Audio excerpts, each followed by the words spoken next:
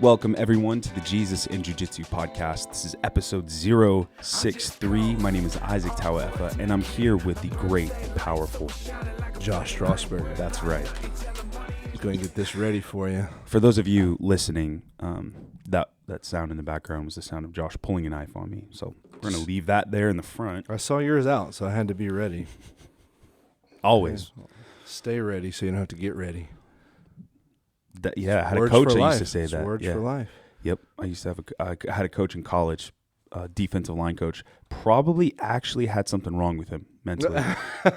Coach Burns. Coach Burns, I'll say that because he was just a dog.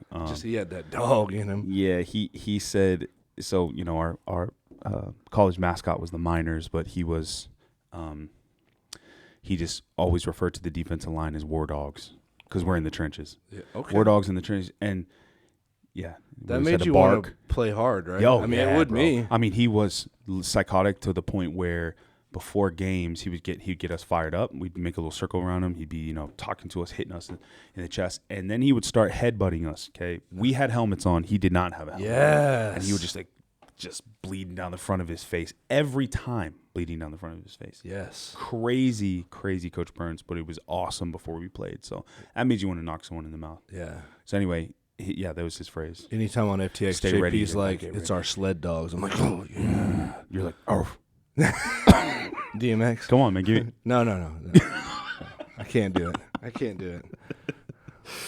I'll hit you with a surprise. With a surprise. Yeah, I can't do it on command, especially not for you. Absolutely not. No, that's it. Okay. What's Thankfully, up? we're so far this time because I can't slap you. Yeah, but, right. Like, yeah, what's up, dude? What's up? How you been? Good, man. Good. I hadn't seen you in 2 days. It's been a long time. Yeah. A long time since Saturday. Yeah. What do you got for us today? Well, let's just start with the sponsors. Okay. Yeah, so this episode is brought to you by my mom. Literally by my mom. I wrote Ike's mommy.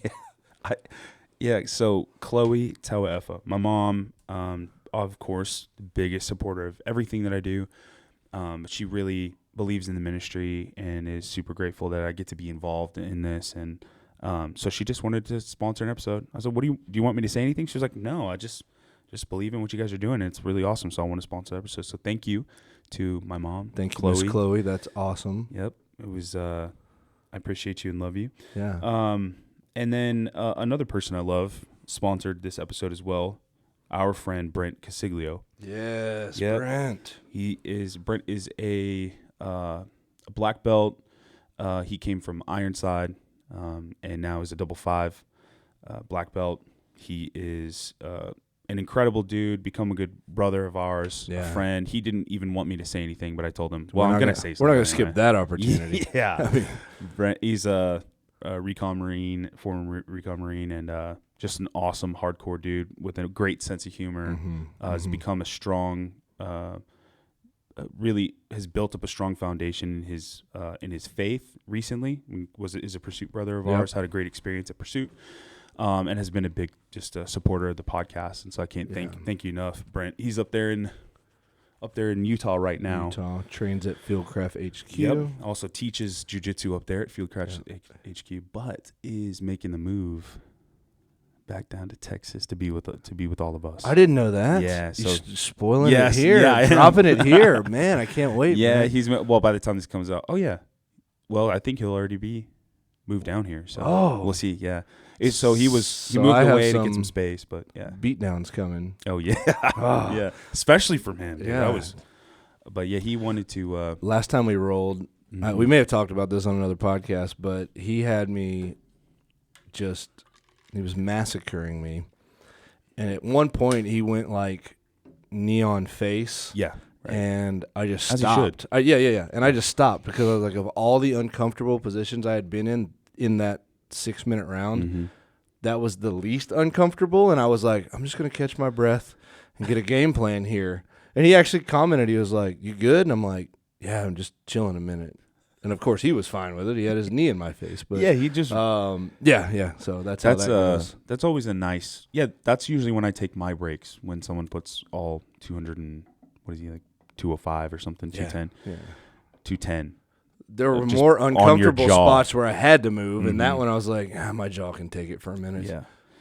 Yeah, he's a savage. He's also really great at takedowns too. I had one of those. I don't like standing with him that much. Yeah.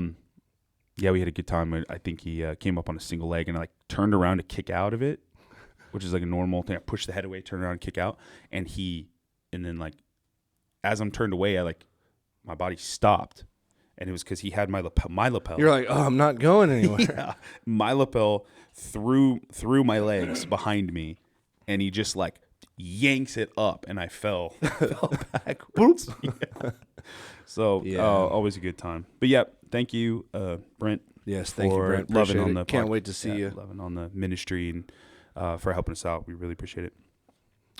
And a quick shout out because this friend of ours, Alan Smith, with Resurrection Construction, sponsored a lot of podcasts, and he was just like, man, you don't need to say much about us, but I just want to show some love to him because he's a great example of, and actually there's probably a lot of people like him out there who listen to the podcast, who are business owners, or he owns a construction company, and he really believes in what we're doing and wanted to build a kingdom through help support this ministry. And so he was just like, hey man, let me cut a check to sponsor a bunch of episodes, which is a blessing. Yes, so, thank you. We still we also have other sponsorship slots on all these episodes. So if you're in that same boat, you want to sponsor and you want to help the ministry, reach out to us.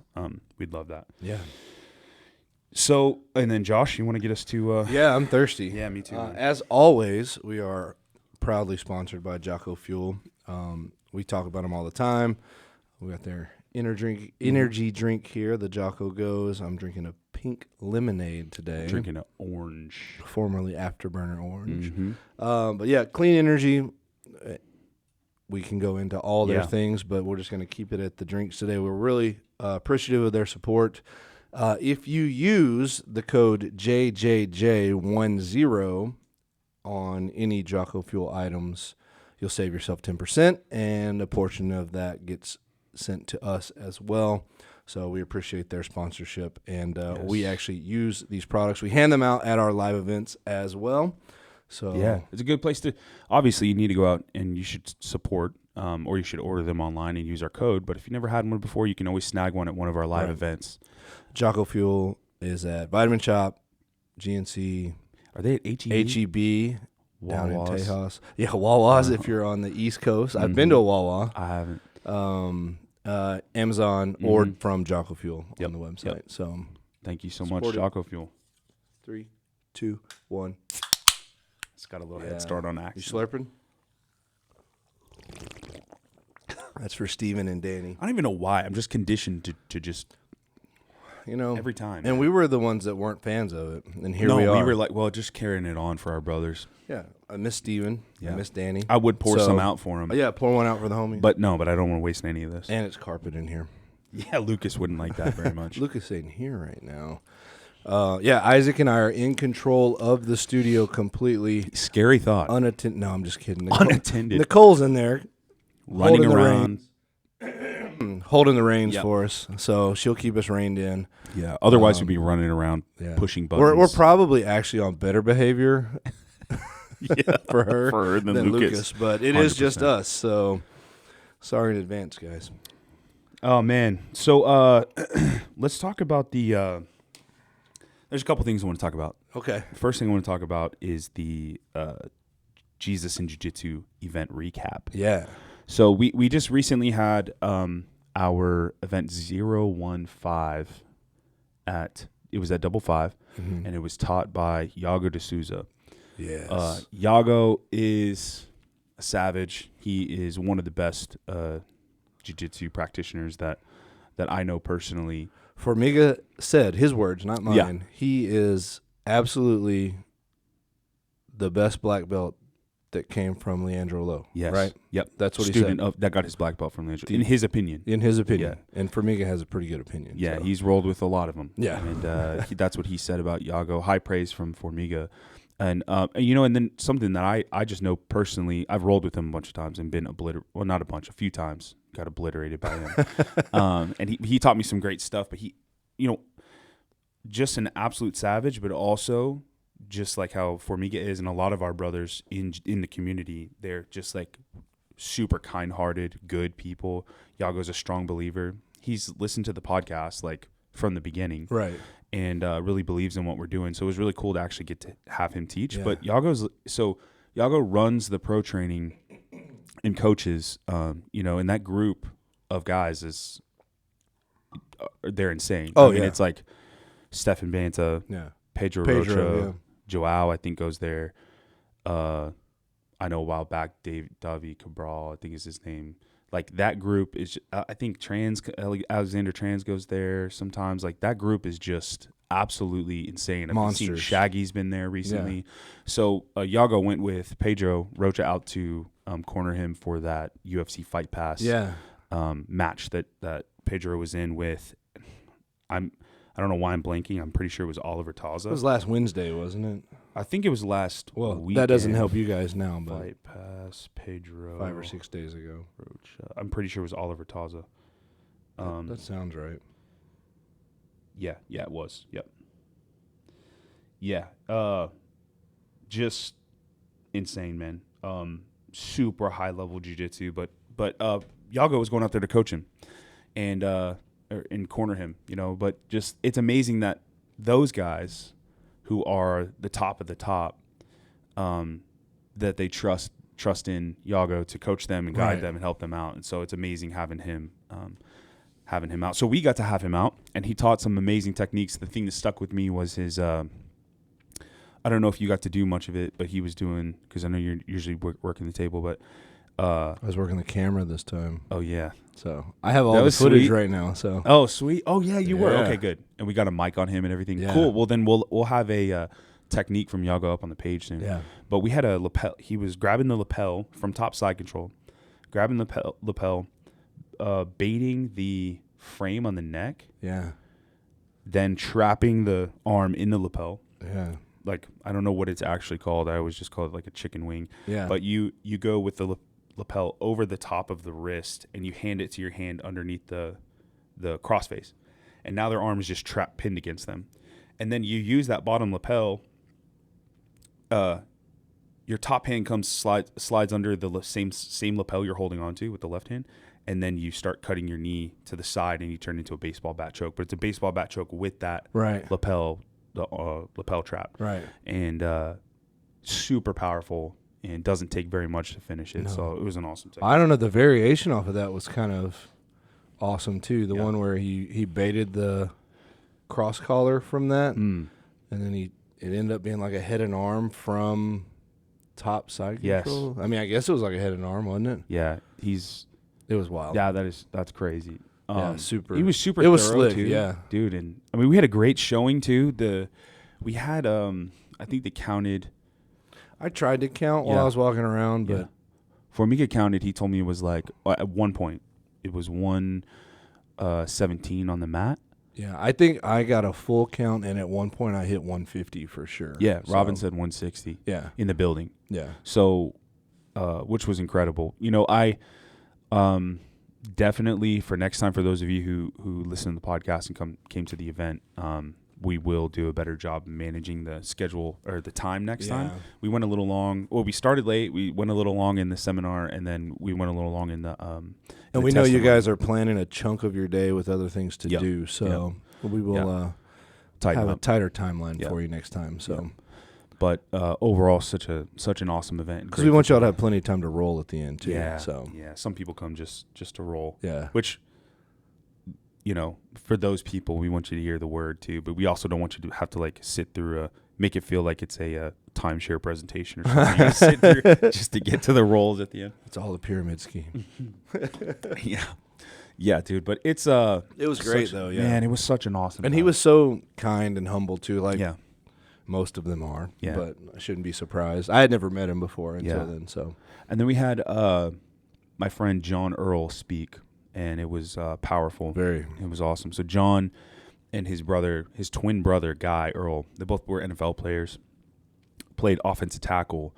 And so Guy, when I worked at church here in Denton, Texas, Guy was the executive pastor. So he was my boss. And those two guys were also on Team Impact Ministry with my dad for many years. So I got to see them. I've known them since I was really young, you know. And it was funny. I asked Guy to come preach or to teach, and he was like, "Man," or share the gospel. He said, "Man, I'm going to be out of town, but my brother can share."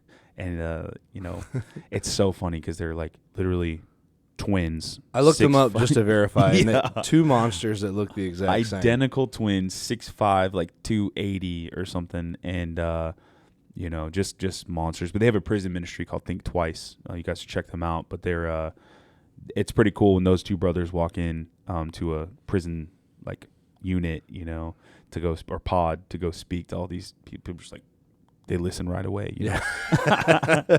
They don't really get a lot of flack. Although John said, you know, he shared in his testimony about how a lot of people try to shut it down while he's there because they don't want other people to hear that, you know, and it's just like evil trying to keep him from sharing the light. But it was awesome, man. It was powerful. Yeah, it was really good. Yeah, really good. And very clear gospel presentation at the end, which was awesome. And what that translated to was we had, I think there was 5 for sure people that came up to him afterward because he said, "Hey, if you said that prayer today, you know, the prayer doesn't save you. It's the heart. It's a guide for the words, but your heart is really, you know, what."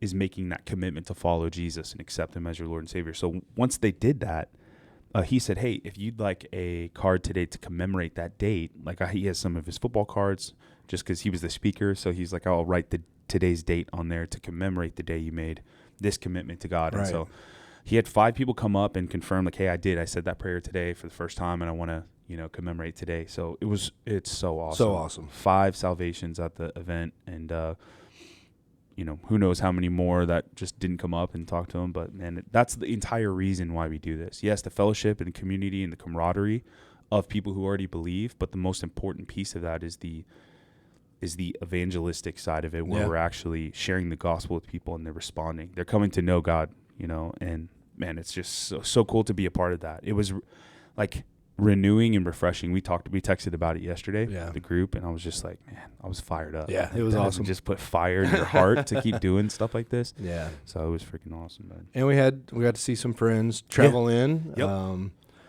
Our good buddy Dan Wells came in from New Jersey with his whole family. Danny Dub. So that was awesome to see. Great to hang with him. Yep. Our friend Jocelyn came in from Houston. She was here for an NRA show. She came to Total Fitness Kickboxing on Friday and got a workout. Oh, came sweet. to Jiu-Jitsu on Saturday, so cool to hang with her some. Yep. And also at the NRA show was Raz, our brother Raz, who came in for the event as well. I got there to set up, and he was there, so always awesome to see that. So good. We had a guest travel in from Virginia. Yes. Yep. That had listened to the podcast. Yep. Had never done jiu-jitsu in his life. And just wanted to come check it out. It was so cool to meet him. So yeah, it was Chris, right? Chris. Thank you for coming out, man. That's so exciting. It's so cool, man. And we find more and more of this. People come in from all over to be a part of it. Just to you know, eventually we'll get to the place where we can go to other places, and where I think we're getting there slowly. But for now, it's really cool when people make the commitment and to come out, plan out to come see us and hang out and roll and all that, especially when you don't really train, you know. Right. That's new. Just dipping your toe in the water. Yeah. So, Did he tap you? I was on the camera, so nobody tapped me. There was an opportunity for him, though. I mean, I think it would have been not that hard. I mean, he said he'd been training like a couple weeks maybe. Oh, yeah? Yeah, so I think he would have been able to. He was practically, Oh, we did. Let's get back on track here. I mean, you're not speaking false stuff, so it's fine. Shut your mouth. You know. I'm going to get you this week. I'm in town all week, so I'm going to be training. So let's go, baby. You better get ready. I'm just poking the bear, trying to get you to come train. So that's you know I'm going to. Okay. I got you off track. What sorry. No, I was going to celebrate our other brother, Will. Oh, man. Got promoted to purple belt. So awesome to see. So awesome. So well-deserved. Well-deserved. He's man, I rolled with him. When I first met him, I met him through JP and Steven, but we were setting up for the Echelon Front first responder event they had in Dallas in 2018. And that's actually the first event I worked for Echelon Front for, too. But I met Will. He's this huge Viking of a man. And at the end of that event, we did a no-gi thing, and I've got pictures of us rolling. And Sweet, from early on. yeah, so it's cool. It's cool to see him because he's been very consistent in the morning classes. Yes, he and has. Formiga gave him a good honor and then put his purple belt on him. So Oh, I love it. that's awesome. I've known him for a long time because he did ministry with my dad back in the day. I think I met him when I was like 10 or something. His son Caleb and I were good friends when we were that age. Right, yeah. But and then just life happens and Yeah. we kind of move on. And but I was friends with him on Facebook, and I saw he trained jiu-jitsu when I first started, and I was like, that's awesome. Like he's a blue belt. Yeah. And then I met him all these years later. I'm like, that's awesome. You've been training this whole time. He's like, yeah, man, I've been a blue belt for forever. So I get it. It was definitely time for him to get his purple. So Yeah. congrats. It's like a big brother to me. Yeah. So super cool. And I just want to point out, Formiga in front of the entire place said, I don't have to worry about getting my brown belt for 5 years. That was the time he said, right? So we're going to hold him to that. He did say 5 I haven't really made a big deal out of it anymore. JP keeps saying stuff, but 2 days ago, I was told it'll be 5 years. So nothing to worry about. I don't think he meant it, man. You calling Formiga a liar? No, I think he was joking, man. You want that smoke? No, I think he was just I'm joking. going to call him right now. Don't make me call him and tell him to give you your brown belt now. He's not going to listen to you. What, just because you're a brown belt, he's going to Yes, listen to you? I have the authority now. Oh. I can promote people now. Oh. No, I can't. Yeah, although, actually, as soon as I got my brown belt, my coach, David, was like, hey, if at your Tuesday class you have any guys that you're coaching there that you feel like have really made some great progress because you've been there with them more than I have, feel free to give out stripes. So it was cool because like at our school, especially like early on, right? David hadn't given me a stripe in like 4 years, right? But like white and blue, I did get stripes.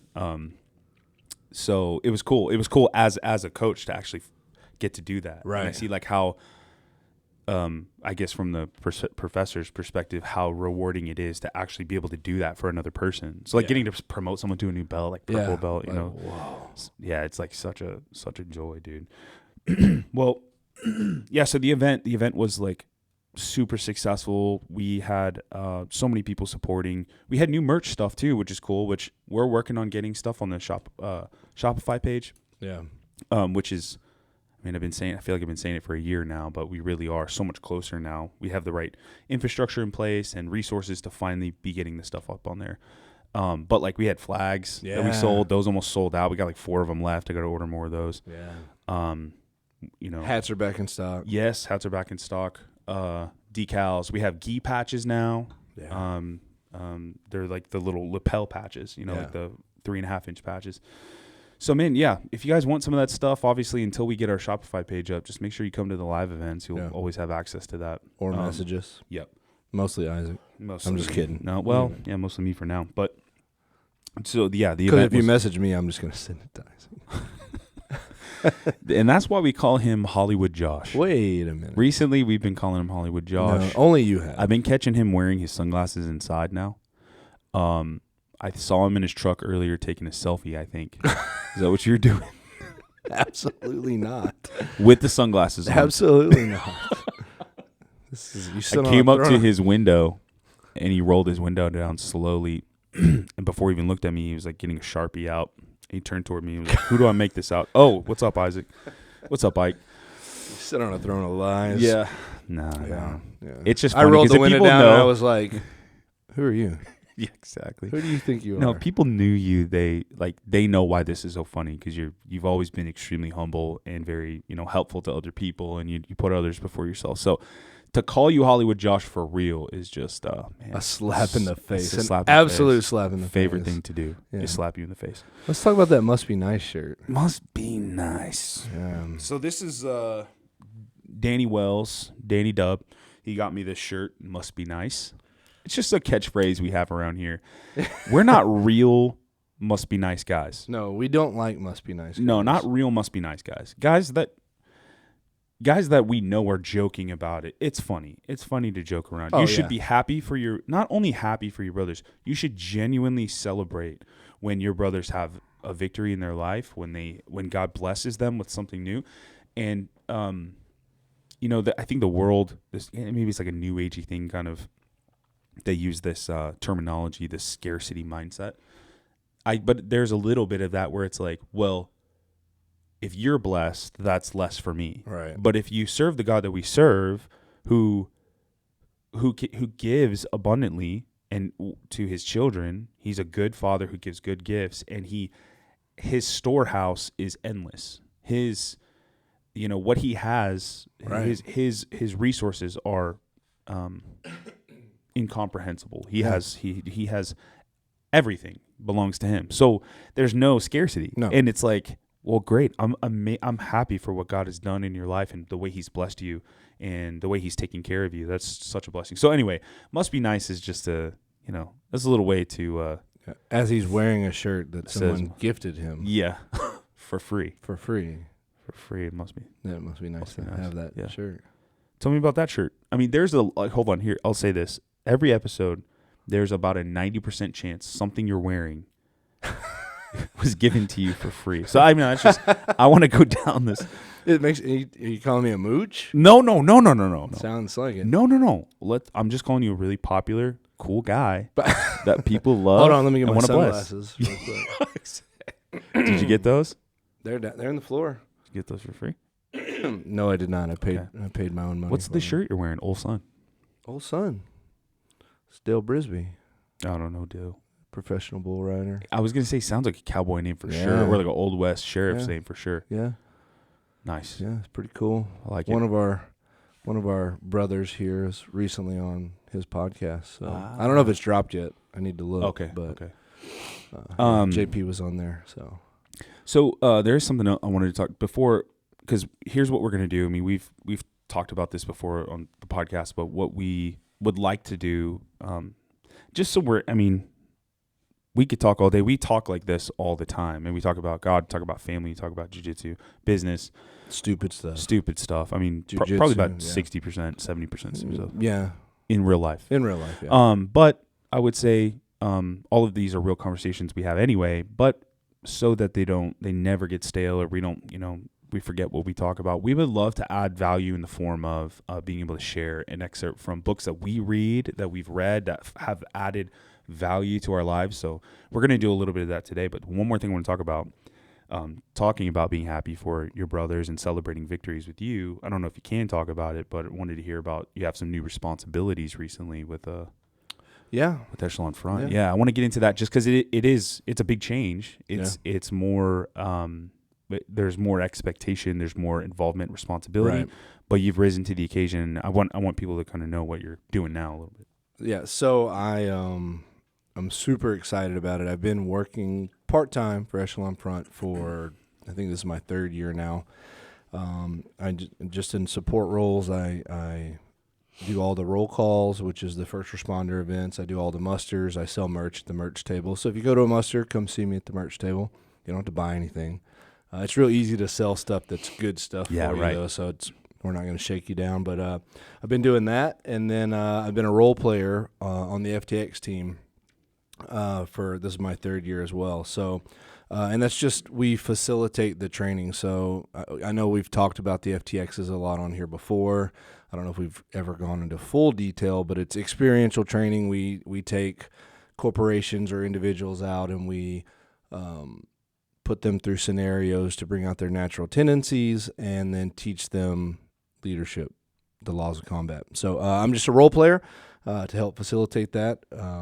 And recently I guess I'm still transitioning to a full-time position, but I was full-time FTX, but we don't do that year-round. When it gets really cold or really hot, it just depends. So I now have an official title. I'm FTX Ops, so I work operations and FTX, and very excited, very honored to work for Echelon Front. I respect those guys. I utilize those principles in my life, in my business. Yep. They work, and then getting to support that mission has become a big priority for me. So I'm just super excited to be able to do that. So. It's so cool, and it's well deserved. We've seen the work that you put in with them over the past few years, and there's no one better for that job. It's cool that that opportunity is there. And I know you're going to knock it out of the park for them. It's cool also just because of our friendships and circle of friends that I get to kind of,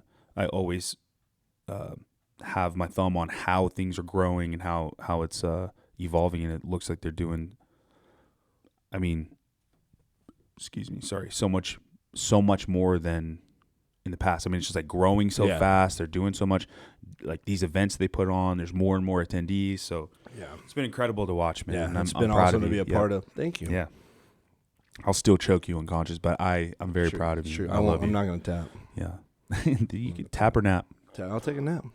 or snap Maybe. You ain't going to snap. or crap.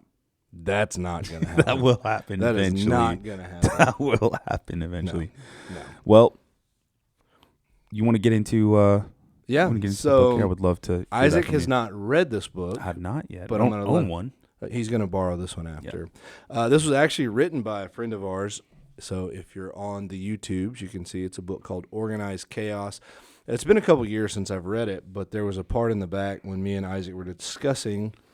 Actually, basically, he was like, "Get a book and pick something," and I was like, what I "Yes, said. sir." Who's the real? Talk to you No. like that? He thinks.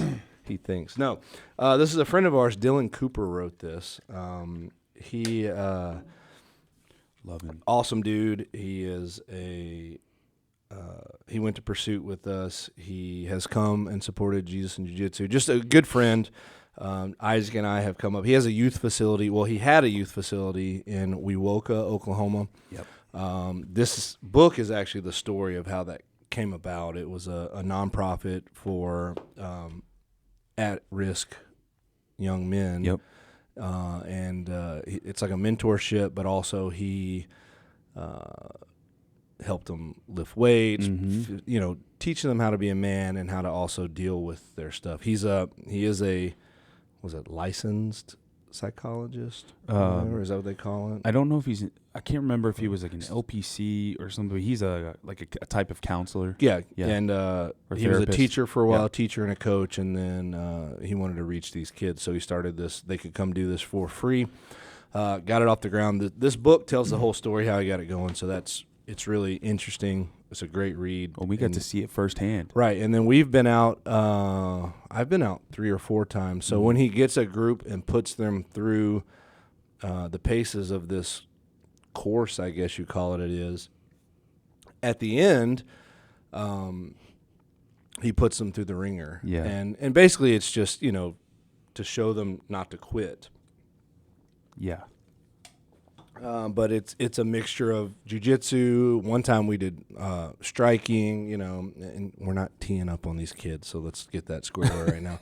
But these kids have the heart of a lion. Like it's been great to see their progress. So Isaac and I have got to go out a few times and help facilitate that. So it's been an honor to be a part of that. It's incredible. Those kids are lion-hearted for real. And some of them have been through things that just it'll break your heart, man. Yeah. Yep. Yeah. He's got some new stuff going on. I don't know how much I'm supposed to talk about with it. He actually it's Seminole Nation. It's Indian land up there. They have actually purchased the facility from him, and they're still using it for that. But it's under them, and he has some new stuff going on. But I'm not going to get into that until he's ready. Yep. But anyway, this is from his book. And in the end of the book, he has 7 lessons that he teaches all of his students. And I thought they were just, this may not necessarily be biblical, but I think a lot of the aspects of it are. And we know his heart and who he is. So I'd love to have him on here sometime. Well, so I'm going to read all 7. Sorry, so just a preface on him, though. Because I know him. You knew him before, but I know him through Pursuit. Right. So I only know him since he's begun the journey, like really dove deep on forming a relationship with Jesus. Right. So he probably wrote this book before that. Yeah. But his heart is for Jesus and the things of the Yes. kingdom, and it's cool to see these things blending now. Absolutely. Yeah. And these weren't bad things before. Yeah. Now he has the foundation Yes. where it all comes from. Right. So, but still some things we can learn from this. So I'm just going to read all 7, and we can just pick whatever we want to talk about. So 7 lessons I teach all of my students. Number 1, you're going to fail. You're going to fail at some point in life. It's inevitable. So don't get discouraged. Failing is when you truly learn the most. Learn from it and move on. I'm going to just go and add a little sub point in there. It's something that JP says all the time. He doesn't like the saying, you win or you learn. You win or you lose. That's just the facts. Mm-hmm. The learning comes from both, and it's up to you if you're going to learn from it. So, number 2, help those in need. Always help someone when you can. Life can change in a heartbeat. You could easily be the person needing the help. Don't ever turn your back on someone in need. Number 3, fight back. At some point, life is going to beat you down repeatedly. It's going to hit you and put you on your back. Stand back up, collect yourself, and fight back. No quit. Number 4, keep swimming. Life is going to try and drown you. It's going to drag you into its deepest and darkest waters. It's going to grab you by the throat and completely submerge you. It's going to be brutal and it's going to be scary. The method of survival is simple. Keep swimming.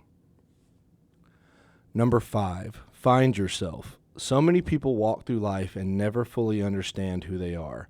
Don't be one of them. Walk alone for a while. Figure out who you are and what you want. And then he has a spot in here, talk to the universe. It will speak back. But I think we know. He gave it a name now. He knows the name now. Who you need to talk to. There's a God of the universe. There's God, and he controls it. And he will speak back. Absolutely. Number 6, be a good human. Ask a complete stranger how their day was. This simple gesture could be the moment they decide to not go home and commit suicide. Always reply with no sir or yes ma'am. Feed and pet all stray animals, unless they try to kill you. Let your loved ones know how much they mean to you every day. Stand up for the weaker person. I like this one because these are kids. I think the oldest kid that I've seen go through there, at the time I was there, one of the first classes, we only had 2 kids, and they were maybe juniors in high school, but the kids literally range from like age 8 or 9 to 15, 16 usually. So I just think that one is just super important for kids. Yep. It seems simple. That one seems like a really simple one, but you put the simple gesture could be the moment they decide not to go and commit suicide. Yeah. Like some of these kids at that age, sadly, are dealing with that. Yep. And you went over think about that. I know I'm talking about it as I read it, but no, it's good. And then the last one, number 7, die with memories, not regrets. We're all operating on borrowed time here. Death will come for us all. When it's your time, leave with memories and not regrets. Writing these down. Yeah. Yeah, there are some biblical principles in here. I mean, the reason why they resonate and the reason why they're true and they're applicable and helpful to anybody that reads them is because there are the truths themselves are rooted in God's word. Right. Some of them with a clearer correlation to scripture that I can think of, but all useful. So the one that there's a couple of them that stick out, but the first one that stood out to me was number 1, going to fail. Yeah. So yeah, that is a very like jarring reality or like a kind of shocking reality if you're very used to things going well for you, or you've always had enough support in your life that you didn't really experience the sting of failure, then the first time you actually fail in something can be very disorienting and discouraging. I'm grateful to have had a very supportive family. My dad, climbed his way out of a really tough situation growing up. I mean, had felonies and incarcerations and drug use and alcoholism and all kinds of stuff, gang affiliation, all that stuff. But climbed out and really, was set on a path to not have my brothers and my sister and I experience that kind of stuff. So we had a totally different life. I'm thankful though that they did, my parents let me try things and, work hard at them, and found out I wasn't always good at everything. There's some sports I played. I've always been athletic, but there's sports I played where I really did poorly at. But I couldn't just quit. I had to I found out first game of baseball I was a terrible baseball player, But you played the whole season. I played the whole season. In fact, I played one more season because my dad said, well, you can either do that or you can do this, which the other option was some terrible kind of workout regimen that he was going to put me through. So I'll play baseball instead. Yeah, baseball sounds great. Yeah, and but I was terrible at it, and I hated not being good at it. But that's not the parallel here. Is what I'm saying is I've learned. I've seen firsthand how you are going to fail, and there are things in life where, like, if you haven't had a lot of that experience, then it can be really discouraging the first time. But that the failure actually is an opportunity, like.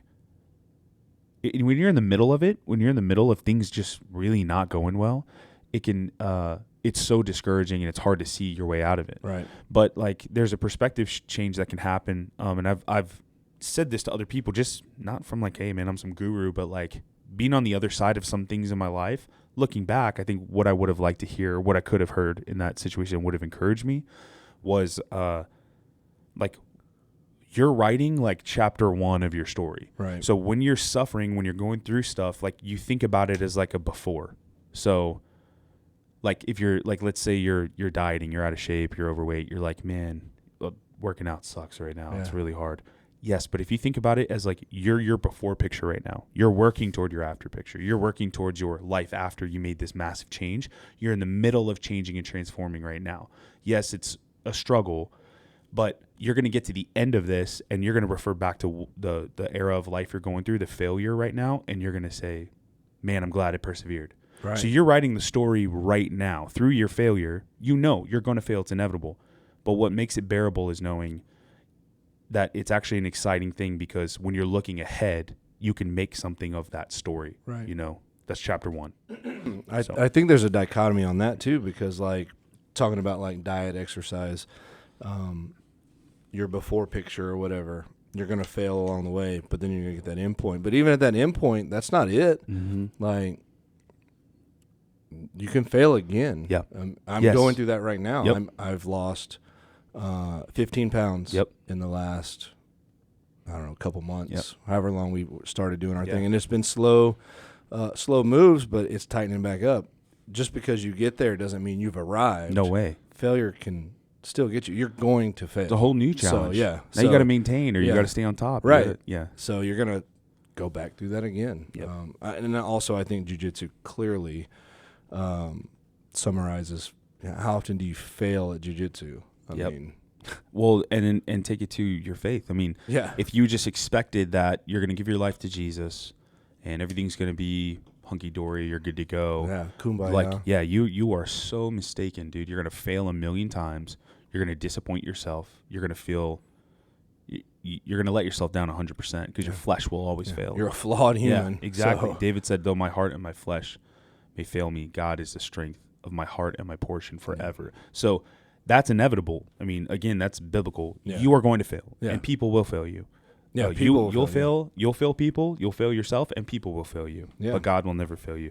I like that attitude. There's also a fight back. So that point, as a point, like that's a demonstration in the attitude of, or the characteristic of tenacity. Right. So, I think Jeff Spear says all grit, no quit. Yeah. Yeah, he's a sticker, all grit, no quit. I love that sticker. Yes. But that's, so being tenacious is like a skill that people, a lot of times you find there are people who like had to scrap when they're young. They're like, a lot of times it's like a lot of my friends that I know that are like, oh dude, I was the only white boy growing up in the neighborhood, or I was the only black kid in school, or what, that kind of, but what it produces are people who are, have thick skin, who are tough, who like don't let little things bother them. And then, so if you don't grow up in an environment where like you're an outlier or things were really tough for you, you have to like learn the skill of being tenacious. Right. You have to learn the skill of not laying down or backing down. And so it's cool that he says that. And what was really special was, I know that he teaches these tenets to these kids, because I hadn't met the kids until the graduation ceremony. I did it twice with you, but I showed up to this ceremony where for, I don't know, 5 hours or something, we're rolling with these kids. They don't get breaks. Some of them are throwing up and doing all kinds of stuff. but none of them quit. None of them quit. Yeah. Any of them could have just said, hey, I'm not feeling good, or this, this is too hard or whatever. But like from the youngest kid to the oldest kid, there was no stopping. Yes, some of them were fearful. It's like, oh, there's this, these big dudes that are going to roll with us. Obviously, we took care of them. We made sure none of them got injured. We made sure they were hydrated. But like, we also let them know you're in for a long day. Yeah. This is not going to get any easier. In fact, it's going to get harder. Yeah. And our purpose is to try to get you to quit. And the cool thing was, whether they were 11 years old or 17 or 18, none of them quit, and none of them showed any sign of quitting. Yeah. In fact, a couple of them ran off the mat to go puke and came right back. Like, let me get back in there. Yeah. Which was like, if I'm 17 years old and that kid, I'm lining up against that kid in football or stepping on a jiu-jitsu mat with a kid that has that kind of tenacity, that kind of grit, I'm like, man, I don't know. Yeah, he's making me second guess myself because. Well, and then also seeing them like, it's individual because they're just taking turns going through this gauntlet, and we'll go 3 minutes with one, 3 minutes, like however it's set up. But as the day progresses, seeing the group on the side start cheering their brothers on too. Yeah. Like, that was a good don't feeling. quit, let's go. Yeah. Like, you got him. Come on. And they're going through the exact same thing. So they know what they're feeling. Yeah, they could be over there with their hands on their knees feeling sorry for themselves, but they're like, trying their best to lean up against the wall and lean on each other and like encourage their brothers with the air that they should be breathing in to catch their breath. They're using it to encourage coaching them and like, get him, don't quit. Oh, dude. Yeah. Well, that produces that kind of tenacity, that not giving up. Okay, that was a physical endeavor, right? But what he's teaching them, what that jiu-jitsu or that ceremony is teaching them is that to carry that over into every area of their life. And this is something that I think I can do better at in my life, but like most guys, I'll just say all people, could do better at. So some people are really good athletes, right? And they can push their body. They know how to do that. Like, man, I will not, my body will quit before my mind quits, right? But then like, if you ask them to work on their communication with their spouse, it's like, oh, no, it's a lost cause, man. It's or hey, could you, your kids like, I'm getting wore out, man. I just need a break from my kids. Like, they're too much, or, this job's demanding too much of me. So they're tenacious in physical aspects, but like having a really hard time in persevering in the things that really need you to stay in the pocket and not quit. Yeah. So like, just for the example of communication, there are a lot of guys I know that would rather go through a grueling gauntlet like that than sit for 10 minutes and talk to their spouse. Yeah. And it's because it is hard. It's mentally hard to like focus and to like give the time and attention and effort that you should, because it's just, maybe it's not your idea of a conversation you'd like to have, or it's not important, or it's not important to you, really. No, it's not. It's not a priority. It's actually a hilarious commercial, but it demonstrates a wider issue that we have. But it was a what would you do for a Klondike bar commercial? You know what I'm talking about? And it's like, Dale is going to attempt to listen to his wife's stories for 30 seconds for a Klondike bar. And he's sitting there, and it's like the time starts, and she's like, okay, so Sarah was talking to me about blah, blah, blah. And he's just sitting there, and he's like, just like white knuckle gripping it and looking. And then the buzzer rings, and the confetti comes down. They're like, yes, and he's eating Klondike bar. But it's hilarious. But that also demonstrates, it's like, man, he was like really having to focus, but apparently it's like, it's funny because so many people are like, guys are like, man, sometimes it is. I'm not saying like it's not hard to listen to your wife, but sometimes what I'm saying is there are things like that are you don't think about toughness or grit because they're not a physical thing. You're not packing some pack up a mountain or doing jiu-jitsu, or so you don't put it in that same category of like needing perseverance to get through it and have grit. But it's just as important, if not more important, than anything physical that you could ever do. You just don't do it. No. Yeah. And you don't have any toughness when it comes to like, man, you know what? No, I need to like make my mind be still and make effort to spend time with my wife or my kids, or buckle down on this assignment that I have, or whatever it is, whatever thing you're struggling with. So I guess learning to be tough, or persevere or have some grit in other areas of your life. So Yeah. not just physically. Like I said, for guys, most of the time it's like, well, I'm real good at being physically tough, but okay, can we carry that over into being responsible, being good dads, all that kind of stuff. Right. So anyway, I thought that was that's what stood out to me about fight back. Yeah. So I like that. yeah. I like the be a good human one too, because Mhm. all of these are like you said, grit, determination, fight back, keep swimming, all that, and then be a good human. Yep. If you see Dylan Cooper, he's tatted from the face down. Yeah. That's his Instagram handle is tattooed teacher. Yeah. Yeah. He's a veteran. He, it's the contrast of all these tough things though, and you see like a tough guy like that, but then be approachable, like being a good human. Yes, right. Like, yep. How easy is it to be like, I'm dialed in on the things I'm doing and I'm tough and I'm like, you're not actually saying these things, but it's a mindset you get into, and like, I'm hard and all that type of stuff. Yeah.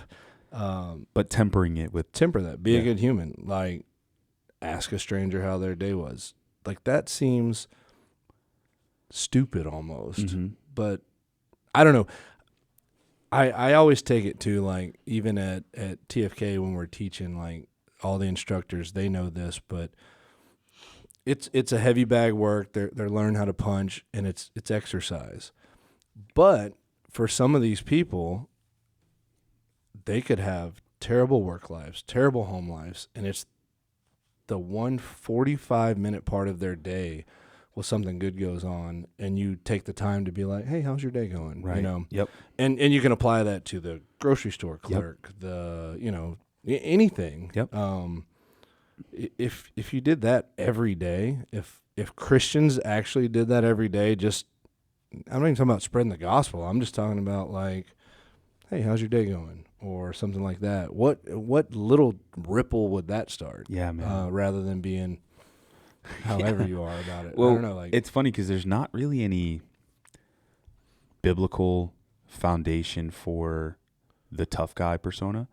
There's nothing. I mean, you need to be disciplined. Yeah. That is a fruit of the spirit. You need to be, resilient and tough, and you need to represent, you need to protect your family. There's all these things, but like, if you look at how we're supposed to conduct ourselves with other people, you point to the fruit of the spirit, love, peace, patience, kindness, goodness, gentleness, faithfulness, like self-control. Those get forgotten sometimes, kindness, I think. Gentleness, like that. And it's so funny because like, that guy's not like me. I ain't got nothing. Yeah, man. It's so weird because there's pressure to not be that way. Like to not be kind or gentle. It's just so weird to me. Yeah. Like I hear people, like I saw some clip yesterday and it was talking about, it was like fake alpha bro, flies off the handle or something. I don't remember what it was, but it was, there was these guys and they were talking about success, what success looks like. And they were in a big stage and these guys were like clearly all like juiced up and tatted up everywhere and like, wearing super skinny jeans. And he was talking about his Bugatti that he has outside or whatever. And he's like, if you don't have money, you're not fit. You don't have like a super hot girl that you're with. Like, I don't care what you have to say. You're not successful in my book. There's no success outside of that. And then the other guys were like, no, man, like, if you look at Jesus, if you look at the Bible, if you look at the way that God defines success, it's a completely different thing. He's like, nah, man, I don't care. Like, and it was so crazy because he was like, dude, we worship Jesus, but you worship materialism. Yeah. All that stuff can go. Yeah. In a heartbeat. You get sick. You can't work and you can't keep yourself in shape. Look, you have nothing. And it That's doesn't. your And identity. again, it doesn't mean you shouldn't do those things. No. And it doesn't even mean having those things is bad. No. But is that your priority? No way. And so, like the kindness factor. I'd rather. I mean, I'd like to be known for being, disciplined and having grit and being hard and tough. I'd love to be known for those. I do hard things. Yes. I'd much rather be known for. You can go talk to Josh if you need something. Talk to him, bro. He's 100%. He's there. He's going to be there for you. Yes. Like, and I'm just a human. Like, well, that's God's going to be there so much more. But you need those human interactions too. 100%. Over anything, I'd rather. I mean, even like you think about your kids. Like, I want them to know that I'm tough. I want to teach them how to be tough and self-reliant and self-disciplined. But I want them to know their dad is always there for them. Yes. You know, and you can come to me with anything. Like, dude, so I'd much rather be known for that. That is absolutely something that we need to aspire to. And I think that there's a dichotomy, like you said earlier. That dual identity though is where I think, so the far end, the other side of that spectrum is like super nice guy, not capable. Right. And then we see that a lot, you know. Yeah. I don't want to pick on like church greeters and stuff like that, but that, because I always just use that as an example, like the guy who greets you at the door, with the donut in his hand, and he's just like directing traffic at the front in his orange vest. And some churches that's how it is. Yeah. But it's like, if that's the first representative of like a godly man, it's like, okay, yeah, they're just meek and they're not very like only meek, you know, not capable. We've talked about on here, like you go to church and you don't really feel like you fit in with some of the stereotypical Christian men, like, so you just back out. Yeah, that's not for me. I don't want to become that. Yeah. Or help them. Yes, help them. So to be a fully balanced man. Well, and they can help you. Christian. Yes, they can help you. So that dichotomy is what we're talking about. So you are number 3 and number 4. So fight back, keep swimming. So you have grit. You're physically capable. You can fight back, both mentally and physically. But then you're also a good human. And if we extrapolate that, you know, we'd say to exemplify the fruits of the Spirit. Right. So I think it's more powerful, and this is like somebody, so like Nate, our friend Nate, Nightmare Nate, call him that, Nate Ducharme, and his son Duharme Ducharme, who just won his second pro fight, MMA fight. But like those two are like some of the nastiest grapplers I've ever rolled with. Like Nate is, I'm not exaggerating, like probably the toughest grappler I've gone against in person. Yeah. And I mean, one-on-one that I met and I know, and he is like, when like in between the bells, it's like he's not my friend. Like he's it's he's time there to do kill work. me. We're doing work right now. As soon as the bell's over, he's like, dude, I mean, just one of the kindest, most humble, like best dudes to be around. He's a super godly man, and it's like I respect him more. I respect those elements more. I appreciate the kindness and the gentleness more, because he's actually really physically capable. Right. My dad's the same way. Like my dad's like this really like intimidating looking 320 pound, 6'2" Samoan that can bench press 600 something pounds. But then like, then people interact with him and he's super kind. Right. And he cares about how their day's going, and he helps them with anything they need. And he'll give them the shirt off their back. Literally, my dad's done stuff like that before. Right. But like, I think that they respect the kindness and the gentleness more because he's also very capable, like I said. So anyway, there's a well, it ties into number 5. Find yourself. He knows who he is in his manhood, in his Christian walk, in his he's found himself. I used to have this kind of internal struggle where like people have told me I'm too nice my whole life. Like even I got football coaches that would be like, dude, just like, get a little meaner. Yeah. Which is, I mean, I smacked people. Yeah. Like I would hit people really hard, but like it was about like this, I don't know, kind of like gritty attitude that I didn't really have. I played the game. I ran fast. I hit hard, but I just didn't really. So anyway, this coach was like always trying to get me to be meaner. And then like as I get older, I get people that would tell me, like I have a friend that would tell me, he's like kind of a hardcore, like former Marine guy. I'd be like, you gotta be like, man, you need to be meaner to people. Like you're too nice to people. You let people, whatever. I'm like, and I used to struggle with that because I'm like, man, am I just being too nice to people? And then I realized later, like, no, God made me to be that way. But it was the process of this find yourself. Right. But really me leaning into and being open to what God says about me, how he created me to be, taking inventory of the things that are like a natural thing that God gave me, and also things that I need to work on. So trying to parse out what that is. Do I need to really be like meaner and more aggressive and not let people, like not spend so much time being really kind to people? Right. Like no. Because God made me that way. There is a hard line. Yeah. Anything that anybody's going to do to you up until that line doesn't matter. No. Now, once they cross that hard line, it should be fast and violent and aggressive. 100%. But it's a hard line. Yeah. So anything before that, like, why? Well, it's like, I mean, I guess it's like some people have a different tolerance for like what a pushover is, right? Right. I'm like, I can tolerate a lot. And I mean, if you look at what Jesus says, he's like, well, turn the other cheek. Yeah. Oh, yeah. But like, when does he say punch the cheek? Like, when, you know, I mean, Yeah. punch them back in their face, like for, you know, for slapping your cheek or whatever. If they strike you, you know, turn the other cheek. If they take your cloak, give them your tunic also, I think something like that. It's like, what? Yeah. But again, that doesn't just mean like being, you know, a victim. Total victim. But it means like your response should be like more than gracious, to where it's like you can endure a lot before you are moved to, you know, action or anger. So that's a hard one, because like I said, but for me, it was always that struggle of like, yeah, I don't. Am I too nice? Am I getting walked on? Yes. But it was almost like, I feel like as I've, you know, again, found myself, but as God's revealed to me and encouraged me, built me up, and he's sanctifying me and making me more like how he designed me to be, I'm discovering that it's like, no, there's no limit to that, unless it's detrimental or hurtful to me or to my family or to my friends.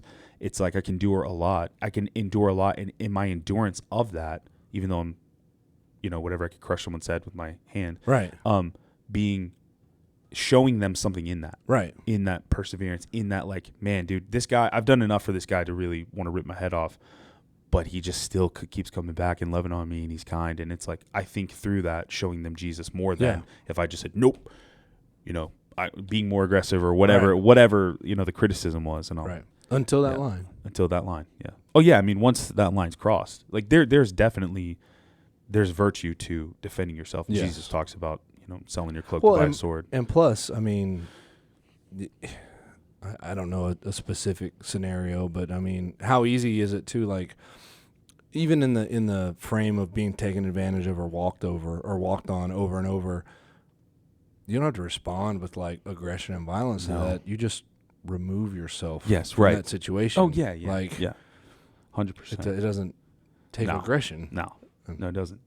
Or anger. Yeah. You can actually still represent Christ even in those moments. Restraint as you yes. remove yourself from the situation. Yeah, and I think that definition of meekness is what I've always gravitated to. I really feel a strong connection to that. Meekness is not just humility and weakness. It's power under control. Right. You know, you've heard that before. But that idea is really, again, and that goes back to the being capable and also being kind and gentle. Like Jordan Peterson talks about, your abstinence from violence is not virtuous unless you are capable of violence. Right. So you saying like, nah, man, hey, look, I'm not going to fight you, is just cowardice if you're not actually capable of fighting. No, you can't. That was your only option. Right. You just backed off. You didn't have another option. No. You're just vocalizing that you can't. Yes. So having another option is the thing that actually makes it virtuous for you to be the fact that you have that under control. Yes. Yeah. That's like David. So that's actually represented in, and I have this in my mind because there was this animated series when I was a kid. I've been searching for it because I want my kids to watch it, but they were Bible stories. They were animated in the cartoon, really well done. But I just have this image in my head of like Saul pursuing David with his armies, like trying to like get David because he wanted to kill him, you know, and like they're in this.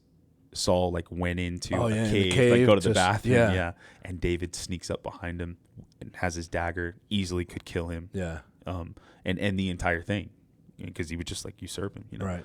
But he just cuts off the corner of his robe and he retreats, and then when they finally meet up, he's just like, check your robe. Yeah. Look what I have, you know. I could have. And it's like instead of him just being like, well, hey, I could kill you if I wanted to, he had to prove to him like I can, but I chose not to.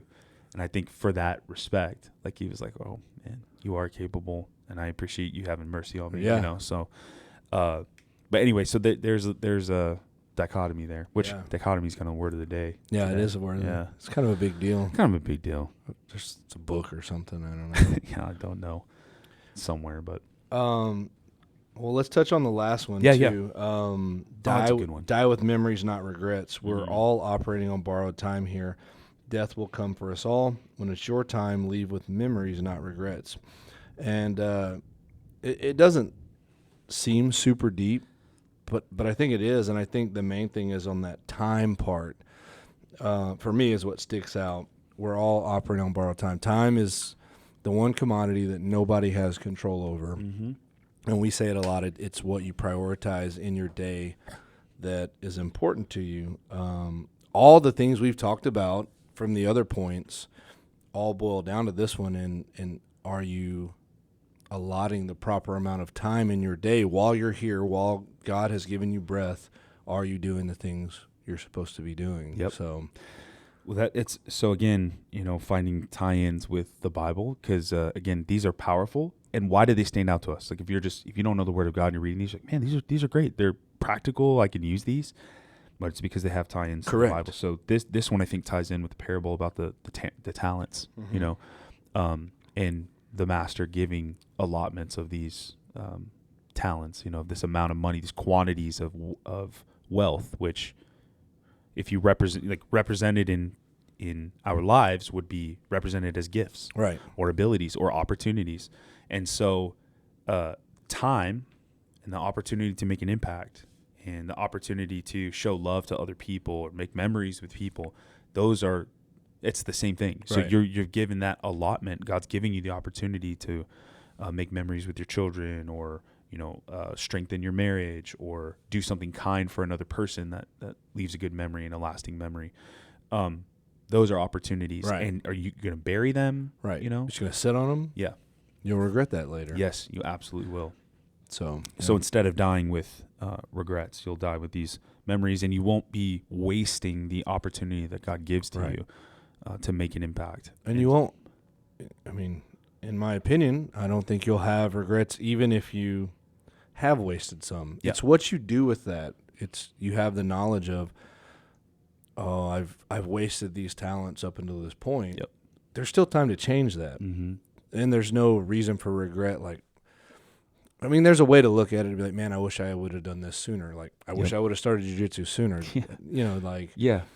But it doesn't have to be a regret. Mm-hmm. It's you can change it now. Yep. And that's kind of what I was saying about the chapter 1 of your story. Right. Like anytime someone has a regret, and I've had lots of conversations with people. I talk to a lot of people, disciple a lot of people, and have had this kind of conversation. Well, like, man, I wish I could just go back and change this or that. Or like, man, they're explaining why they can't do certain things because of things in the past. Right. They're maybe not disqualified, but like time, man, I just wasted so much time doing X, Y, Z. It's like, okay, well, that's the book can either end there, or it can end with you making something of that, and that being the past, that being like the thing in your past, the first part of the movie. You know what I mean? And you are in charge of the second part. You are in charge of stewarding this next part. Don't waste it. So they're all super intertwined, but again, it's just there's biblical principles that apply for each of these things. Right. So I think it was really awesome, and I love Dylan Cooper. He's such a good dude, and I love being able to help when we've gotten to help him. I was a little bummed at first when I was happy for him that when he transitioned out of that, doing that organization, but obviously he has plans for future stuff. But,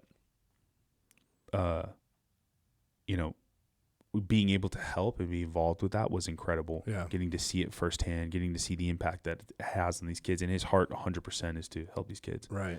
And they're still being helped. Oh, yeah, of course. So there. Yeah. And there's more opportunity with new things. Yeah. Yeah, man. I'm very grateful for him. Thanks, Dylan. You guys go check that out. That book's called... Yeah, it's called Organized Chaos. It is, last I checked, is on Amazon. You can follow him on Instagram at The Tattooed Teacher, I believe is what it is. Great dude. 87 or something. Yeah, some number in there. Yeah. I don't know. Yeah. If you go to my friends list or who I follow, you can find it. Yeah. Yeah. I think mine's public. So. Yep. All right. I'm going to read one more portion. Yeah, please. All right.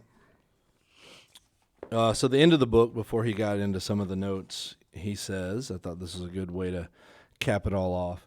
Whatever lessons you take from this book, I want you to apply them in your own life. My leadership approach can be utilized in various sectors of life, not just in teaching and coaching. I challenge you to continually look for ways to progress and grow as a leader. Just like a knife can become dull if not sharpened, the same holds true with leadership. I hope this book helped you sharpen your blade and navigate your organized chaos. Man, it's a daily grind. it is an ongoing process, and that's the biblical. I feel like iron sharpens iron is somewhere too. Where have we read that?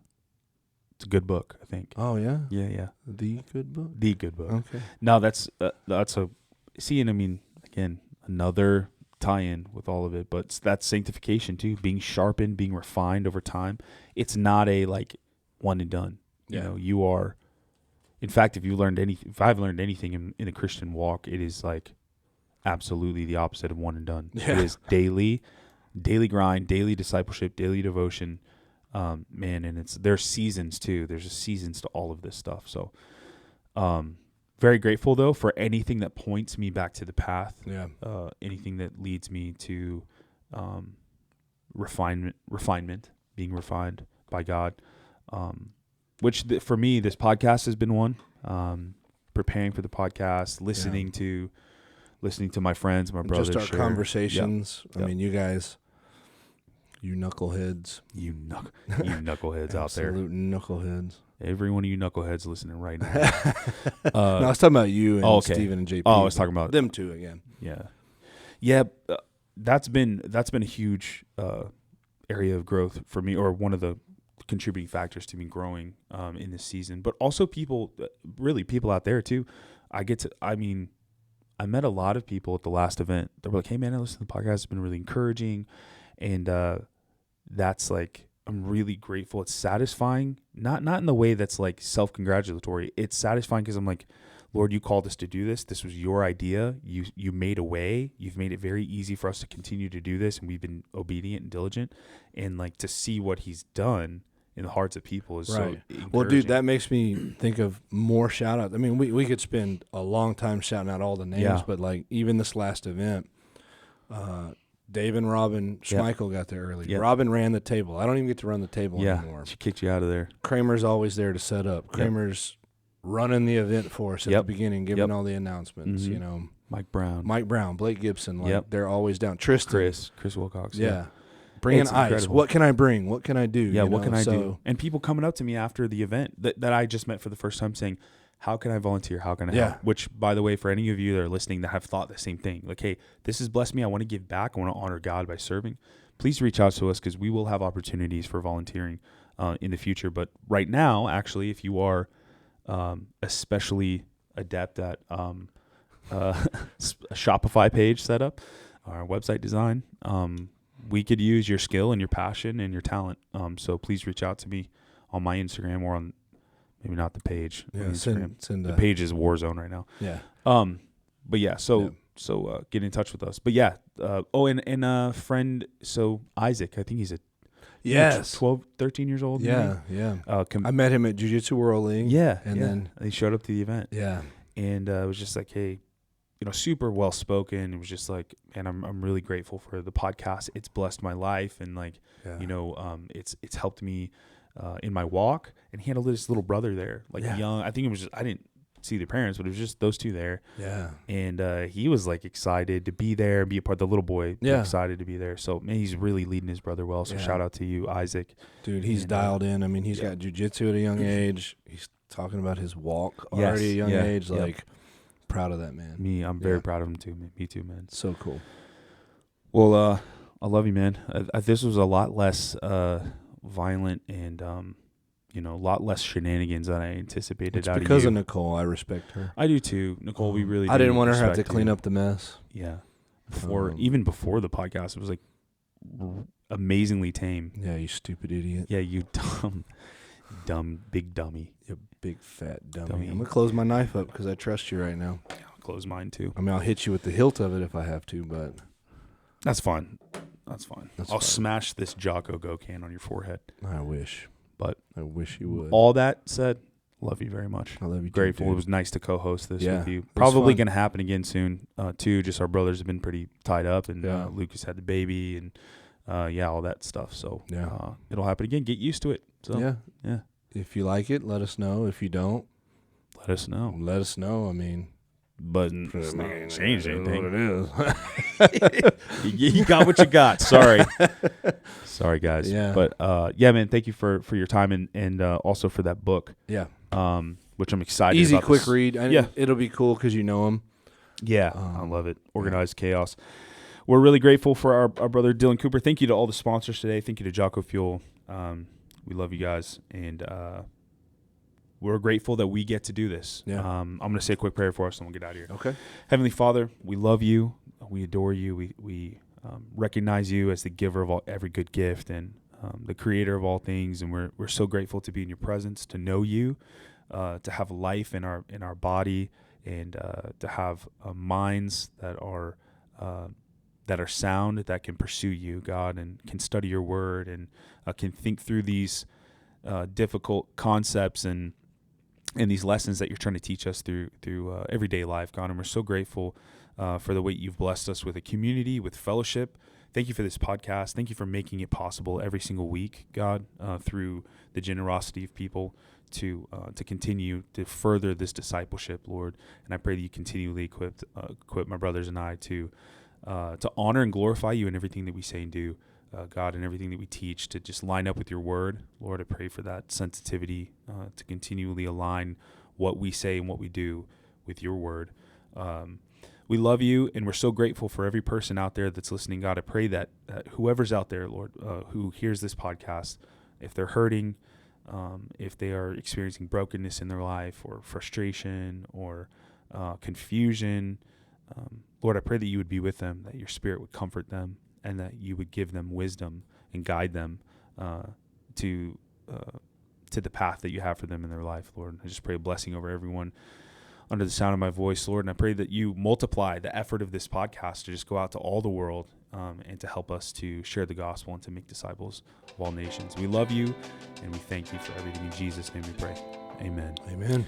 Well, this has been the Jesus and Jiu-Jitsu podcast, episode 063. Go train.